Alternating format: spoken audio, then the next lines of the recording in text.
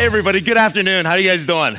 We're going to talk a little bit about agents, AI, how you build these things, and like really how to start without talking about the technology part so that you can get into understanding the business process, what you're trying to achieve from a business value perspective, and of course the outcomes. But the first thing is you've got to get started. Companies that use AI are going to win 10 to 1. And what I mean by that is every person in your organization will be using some level of AI going forward.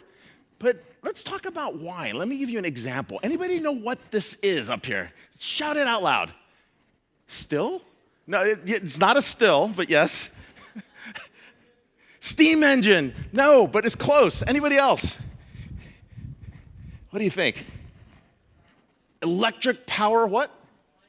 Appliance? Okay, close. A heating system, close. It's actually the opposite. Are you guys ready? 3, 2, 1. Artificial refrigeration. This was the hot new technology. It was going to change the world. It was going to be the future of work. It was going to transform business models, and everybody was rushing to get into it. There were a couple winners in the space. Who do you think the winner was? GE? Carrier. Are you a Carrier? He's a Carrier. All right. Yeah, so one of these guys were supposed to be the winner. Now, when we look at AI today, we think, oh, maybe it's NVIDIA, maybe it's Google, maybe it's Eightfold, maybe it's someone who's the winner. But actually, the winners are the companies that put it to use. The winner was Coca-Cola because they got cold food supply chains to work. And because they put artificial refrigeration to work better than anyone else, built it in their business models, put it inside their processes, made sure everybody was enabled, companies like Carrier did really well, and other companies like Coca-Cola took it to the limit and pushed it out there. That's what we're doing in this era of AI. It's not about a technology hype. It's not about all the possibilities that might happen. It's about all the decisions that you're going to want to put into place.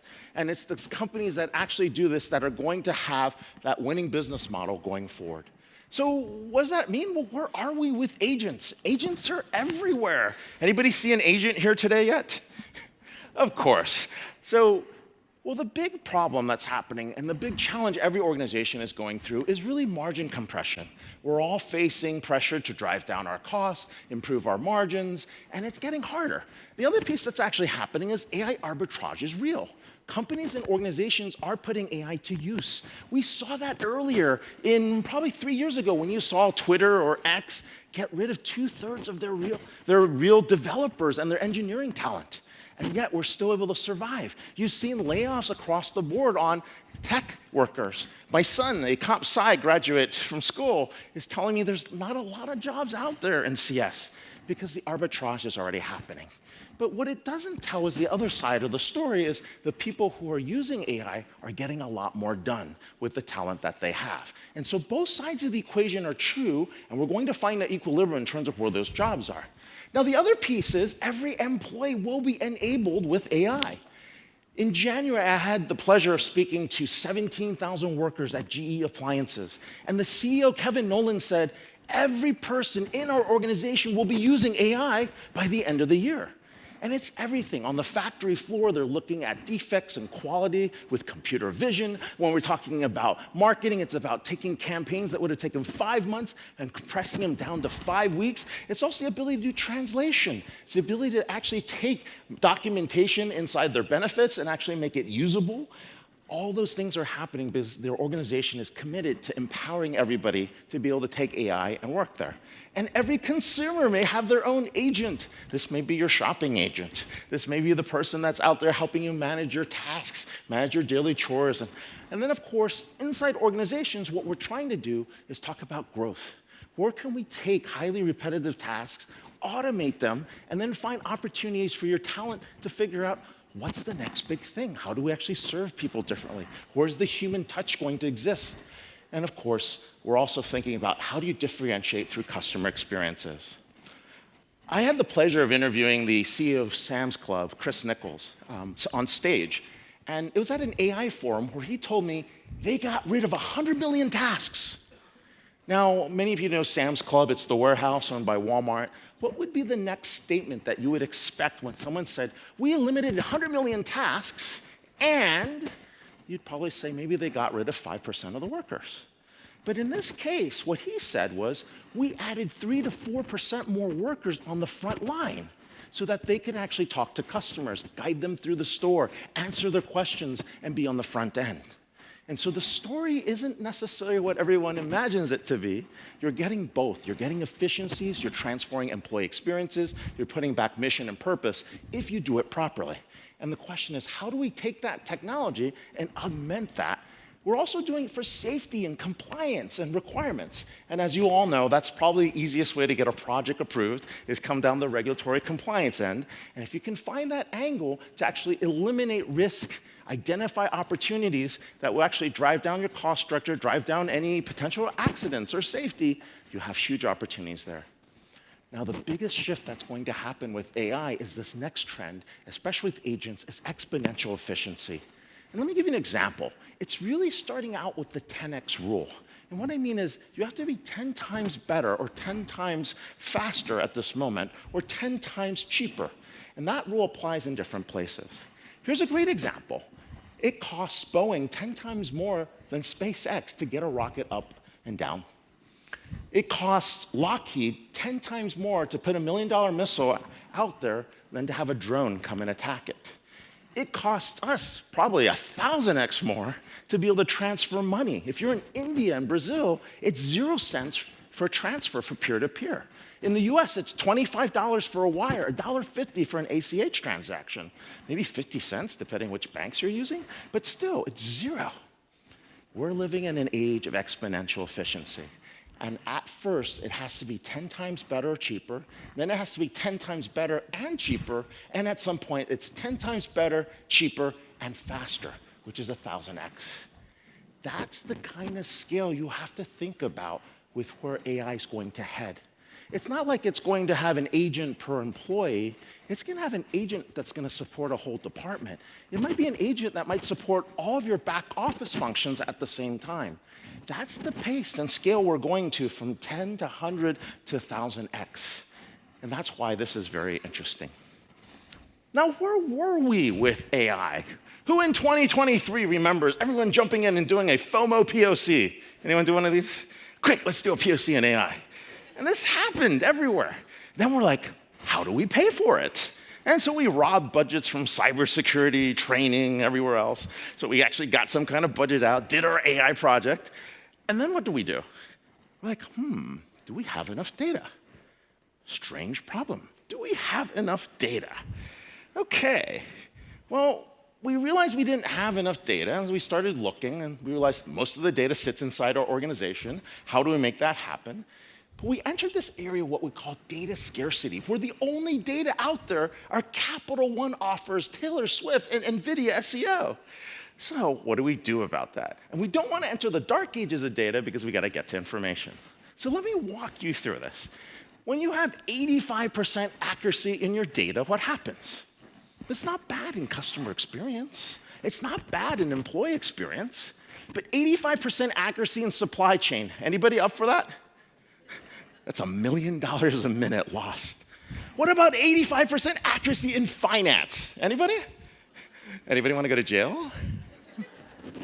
What about 85% accuracy in healthcare? Okay, so we have to augment the data. And we augment it with the data inside your organizations. So the information inside your organizations, the transactions, your HR data, your CRM data, your payroll information, all that information is the next 10%. And in fact, that 10% is just as hard as the first 85%.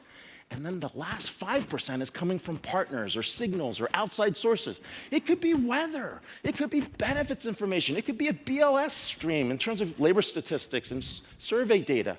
But that's what we're trying to do. We're trying to bring that information in because right now we don't have enough data to get to a level of precision your stakeholders will trust. 85% is not good enough. And so the more accurate data signals, the more you can put that together, the more smart your agents will be. With smarter agents, we can do a lot. Now, I'm going to be honest. We got sidetracked with generative AI last year. We really did. It was cool. We could actually get our homework done, write speeches, do resumes, do job reviews, put postings of. It was pretty cool, right? But that doesn't necessarily solve a problem in terms of an outcome or an action. The generative AI stuff is great. It takes the data you have, extends the patterns, simulates what might happen going out to the future, great for content creation, generating new things. But what we're doing with agentic AI is making it enterprise ready. And by being enterprise ready, it means two things. There's business value and an outcome. Business value and an outcome. And when you think about the decisions you want to automate, the actions you want to take to the next level, that's why agentic AI is so important, because it's enterprise ready. It means you're figuring out what step of the process from hire to retire that you're automating, that you're going to put an agent in place to make decisions on your behalf. And then what part of that process are you going to make sure a human is in the loop to make sure something doesn't go wrong? Those two things are happening together as we walk into that world. Plus, on top of it, agents just inside your organization or just in one software vendor's capability is not necessarily good enough, because you're going to traverse other systems. You're going to connect to benefit systems. You're going to connect to other people's financial data. You're going to connect to outside partners, and this is where standards are coming into play. Now, the standards are emerging, and your agents will probably come with any one of these three types of standards or more as they get created, and they get created by each industry. But once again, why are we doing agentic AI? Well, the answer is very simple. It's about achieving a concept we call decision velocity. You and I are able to make a snap decision like this. How long does it take to get out of management committee? Is that a day? A week? A month? A quarter? Maybe never? Machines are making thousands of decisions per second. And the companies that make faster, more precise decisions are the ones that are going to win. And we're competing for this concept. And it starts by asking the business question. Do I hire 10 more FTEs in sales, or do I do the $1 million Super Bowl ad? Which one has better lift? Don't know. Let's go find out. Okay, where do we get the data? How do we find out where the results are? We capture that information, and we start acquiring the signal intelligence and getting feedback across different sources. Once we have that feedback, then what we want to do is automate that process so we can keep bringing that information in, because data has a half-life. And what we want to do is always have the latest information and insights. And then when we put that all together, we can achieve that concept around decision velocity.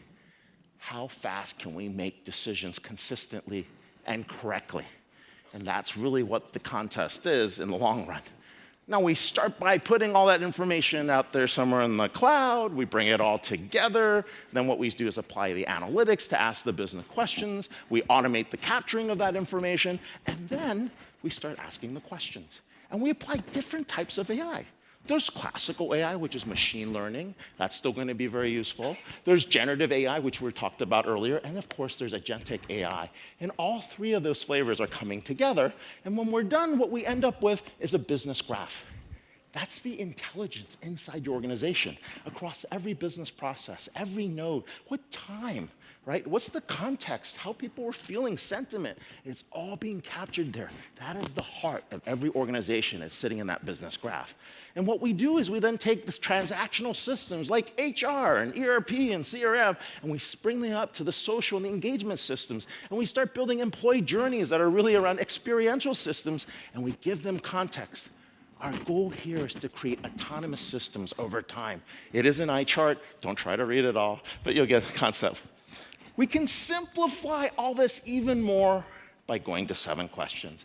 And if there's one slide you should take a picture of, it's this one. Because in every single business process, you're going to be asking the question, when does it go to a human, and when does it go automation into an agentic AI system? And if you're highly repetitive, that is low-hanging fruit. Right? You don't want to do the same thing over and over again, and you want to be able to automate that. If there's lots of volume, we can't handle that much volume.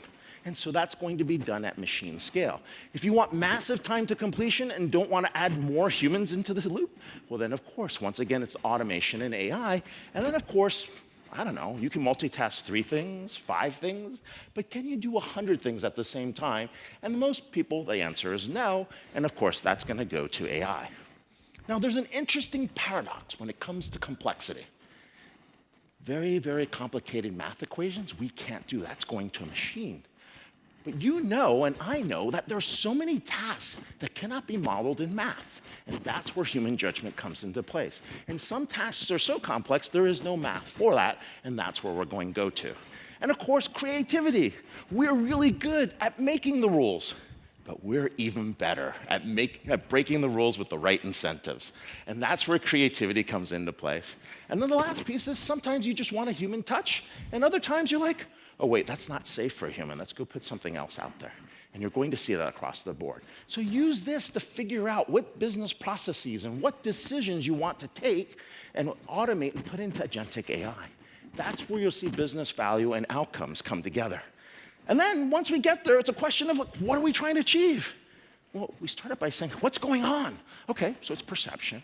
And then at some point, you get a notification. It's like, just tell me what I need to know. Okay, notification comes out. And then at some point, you're like, wait, if you know what's about to happen, make a recommendation. And once we get to that point, every time I give you an answer, I learn. I learn from that interaction to the point we can start automating, and then we can start predicting, and we can start preventing a disaster, mitigating risk, and at some point, we get to autonomous systems which deliver on situational awareness. That's really the goal. So let's go back, find that business process, find that employee journey that you want to automate or put with Agentic AI, and figure out what the outcome is, and you're gonna ask these 4 questions. When do I do full intelligent automation? That happens today. Stock market drops 5%.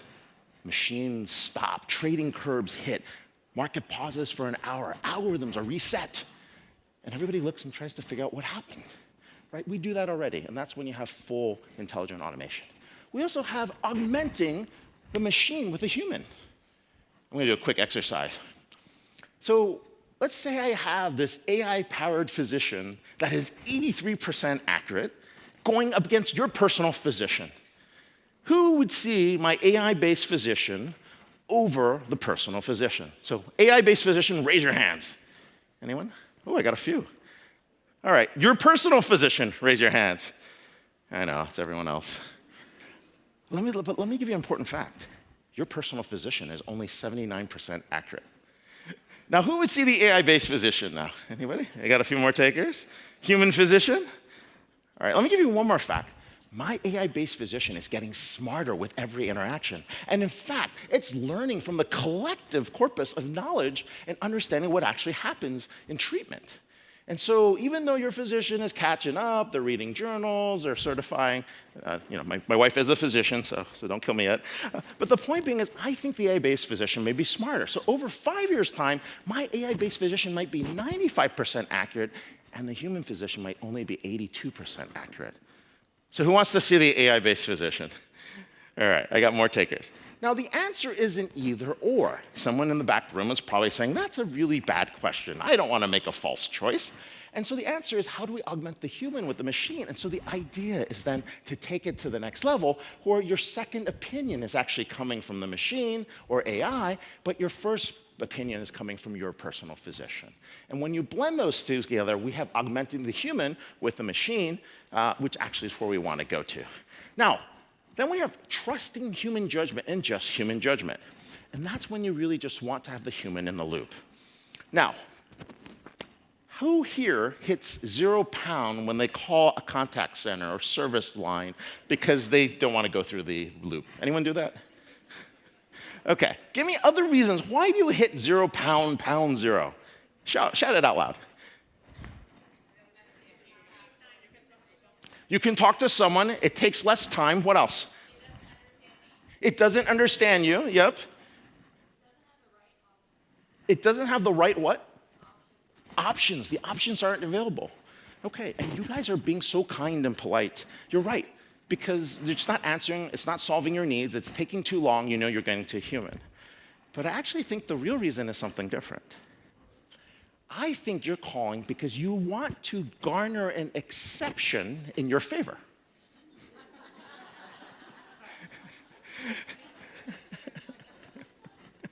So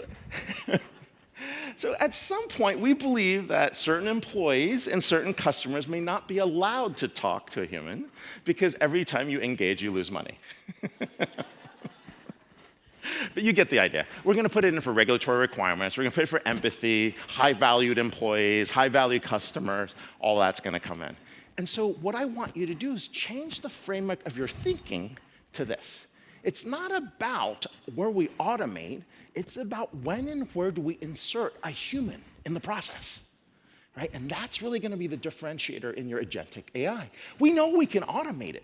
We also know that it's going to be wrong a lot of the time too until we get it in a shape where it's trained and it's actually learned from all the mistakes, all the exceptions, why people break rules. And in that period of time, what we'll end up with is this ability to actually refine that process and actually have assistants working and agents working side by side with humans. I'm going to say something crazy, but we may be the last generation of managers that only manage humans. You'll be managing agents. And the agents may be managing you. Just kidding. Okay, so what are we doing? We're refining the process. We're doing an OODA loop here, which is learn, understand, recommend, act, and then refine. That's part of the process. We're going to keep doing that. Sorry, walking in there, creating a shadow. But my point being is that's where we're going to continue to build refinements in the agents. The agents are going to get smarter. So even if the agents are a little bit sloppy, they don't work exactly the way you want now, my point too is you got to get started. You have to get started because what you want to do is keep training that agent so it gets better and better over time.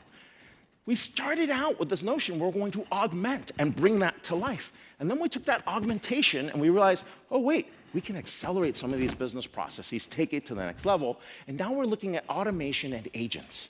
The next step in level 5 is going to be advisors that actually start making those decisions on their own, where you've given them the autonomy to go do that. We're going to see that start happening on certain things. And it might just be simple things like benefits. Yeah, simple, right? Anyways, it might be things like benefits where we want to simplify the process in terms of getting the right types of benefits to the right individuals and actually helping them, coaching them, nurturing on scenarios and what it means when they take certain types of benefits, what it means in their personal family situations. Now, all this requires data.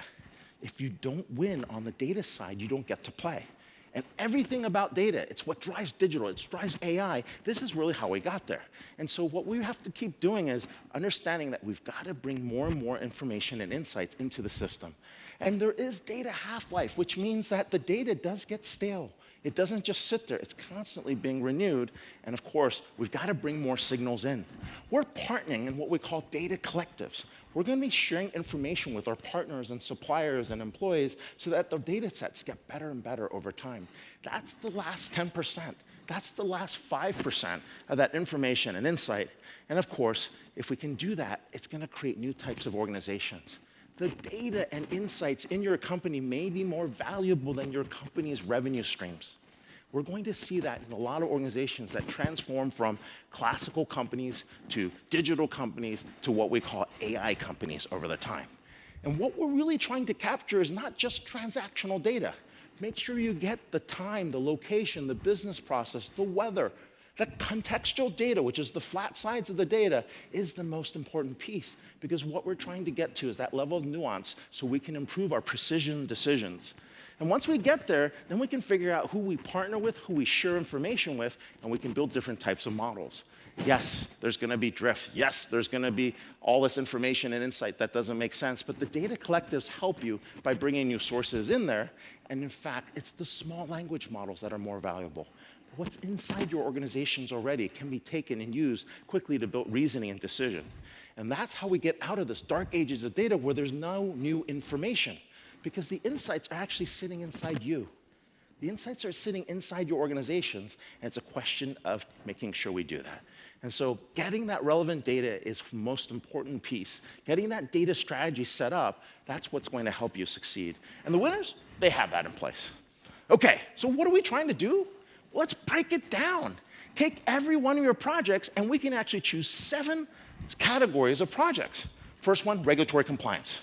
What's something here we can do right away that's highly repetitive, highly requires lots of regulatory compliance, and if you're really smart, get Eightfold to build it for you. Right? Because you don't want to have to do that over and over and over again, and that's where you take advantage of that. But what else can we do? Are there cost reduction models that we can put into play? Are there things that we can do to actually continuously improve inside the organizations? Are there areas around operational efficiency we can put into play now? Maybe I have a hiring problem and I'm short. What can I do on a staffing level? Maybe there's a way I can automate that so it's okay I'm short 1 or 2 FTEs, right? Maybe there's something I'm doing with contingent workers so that we can get them to become regular workers more quickly. There's a process there somewhere that we want to take advantage of. And of course, there's revenue growth, there's strategic differentiation, and of course, there's your ability to change your brand's perception of where you sit. So break every one of your projects into these buckets, and now you can present something to the CFO and say, hey, here's what we're trying to do within those projects. So I'll leave you with a couple things. First question we should always be asking is when and where do we insert a human? Right? When we choose agents, it's not really about the automation. It's about where I want to put a person in there, where do I want the human in the loop. And that's going to be the most important question you ask in every one of these processes. The second one is a little bit different. We're operating at machine scale with humans, which means we need to take breaks. We can't just keep rushing. Machines work 24/7. They're automated. They don't complain. They aggregate lots of information and insights. But as humans, we have to keep up. And what we're really building is the ability to actually build for human scale. And so we're operating machine scale, building for human scale, and it's up to us to design policies to make sure that we aren't falling behind. And more importantly, we're not actually creating problems that create machines to fall behind either. And then the next piece is the data question.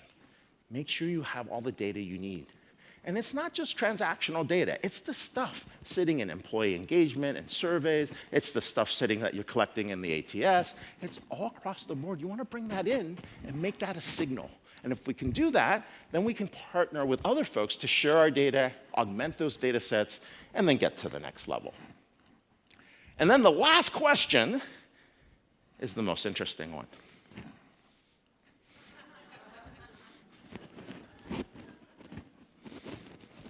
I didn't want to end in a bad note, so let me do it this way. So it's 2050. I'm in an automated flight from LA to New York. Let's go New York. And a bird strike hits over New York. There's 200 people on the plane. There's 10 million people on the ground. 100,000 people might be impacted.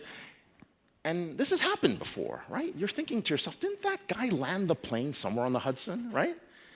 Yes. So Captain Scully managed to land a plane on the Hudson, and who knew Airbuses float? I mean, hey. So they've done it before.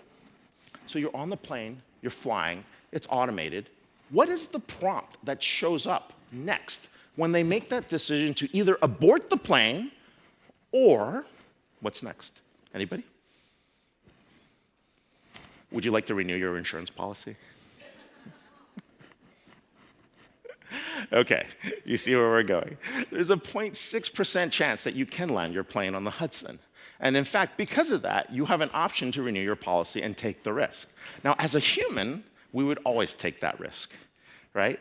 As a system, you might be looking at the numbers and saying, that is a bad calculus. Would you roll the dice? And that's really what I mean. Do you sue the aircraft manufacturer? Do you sue the weather service? Do you sue the engine company? Do you sue the airline? Do you sue the software manufacturer if something goes wrong? It's a very interesting question, right? So before you put anything out there, make sure you're bulletproof. Make sure you're bulletproof, especially if it touches a human critical system or exposed externally. And that's why this question should be answered first, actually, not last. Who do you sue when something goes wrong, and do you have the right sets in place? So, all right, so where are we in the world of agentic AI? Real quickly, we're actually very far. We're at a point where we're now automating decisions.